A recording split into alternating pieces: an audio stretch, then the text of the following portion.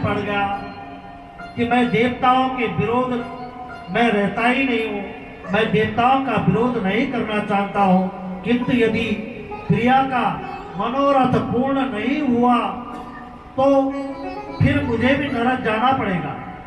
बजरंग ने कठोर तप किया और ब्रह्मा जी से महाप्रतापी पुत्र होने का वरदान मांगा। तदंतर बरांगी ने गर्भ धारण किया। बहुत समय बीतने पर बरांगी ने विशालकाय महाबलवान पुत्र को जन्म दिया। प्रजापति कश्यप ने विचार करके उसका नाम तारक रख दिया और तारक का इस प्रकार से जन्म हो गया। तारक ने मधुबन में जाकर के एक पैर पर खड़ा होकर के 100 वर्ष तक तपस्या करी। बाद में उसने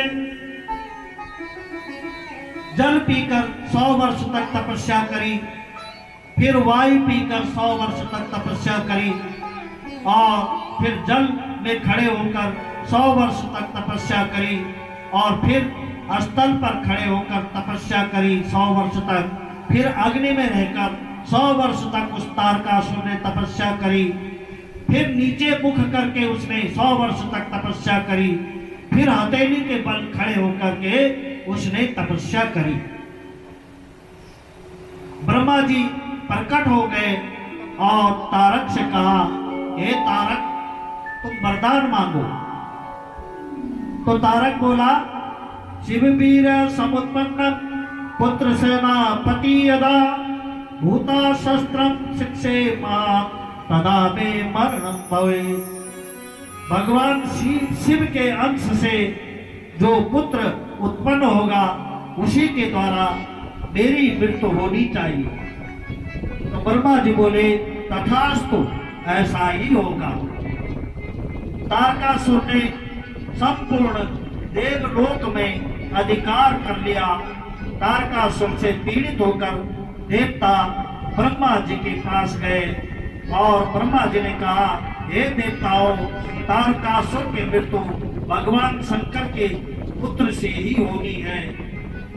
साथ में शिव की सेवा, जो पार्वती मैया है वो इस समय शिव की सेवा में लगी हुई है।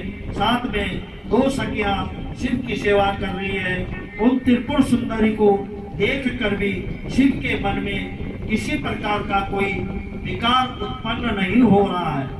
आप कामदेव को भेजिए, वह शिव जी की तपस्या भंग करेंगे। देवराज इंद्र ने कामदेव का स्मरण किया और कामदेव वहां पर प्रकट हो गया।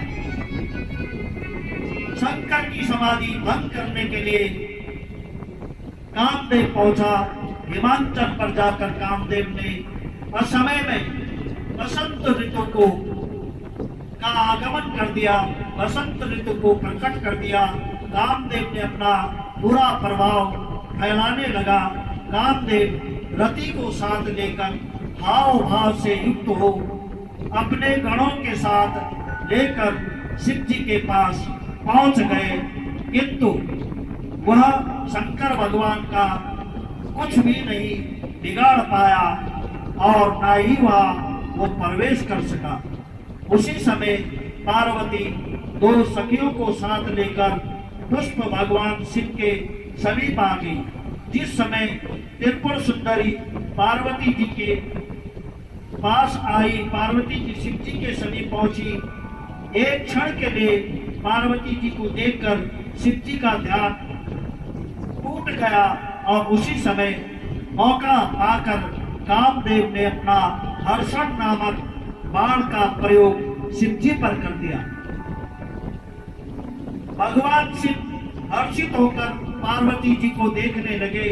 भोलेनाथ ने अपने धैर्य का नाश होते ही विकार का कर संपूर्ण दिशाओं की ओर देखा। भोलेनाथ की दृष्टि काम पर पड़ी। तत्काल उन्हें क्रोध आ गया और उन्होंने कामदेव को भस्म कर दिया।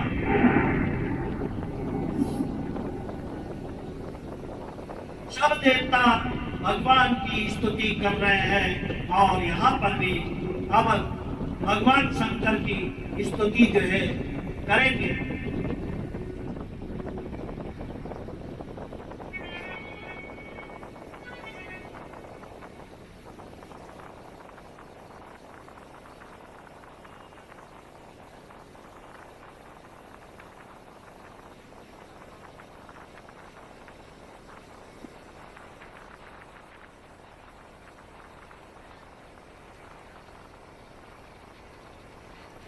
बोलिए शंकर भगवान की।